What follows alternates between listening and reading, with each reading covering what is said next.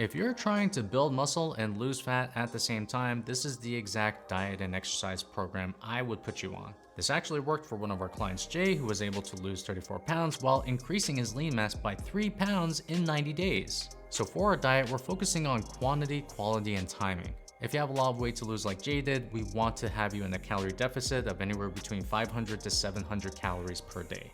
Number one is going to be to stop drinking alcohol. This is literally playing the fat loss game on hard mode, and also it's going to mess with your recovery, which will reduce your efforts at building muscle.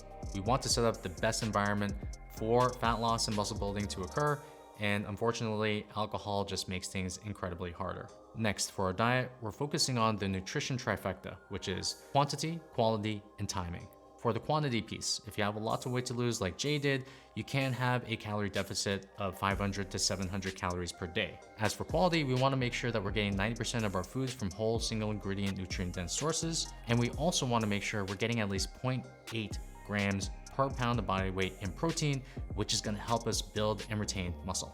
And lastly, it's going to be timing. We want to automate our hunger, and you want to put your body on a meal schedule when it comes to eating. For our exercise, we want to focus on two things: strength training and movement. For strength training, we want to focus on progressively overloading our bodies using a workout like this. And each time I'm hitting the gym, I want to make sure that I'm adding 5 pounds or more reps, or even both, to each and every exercise.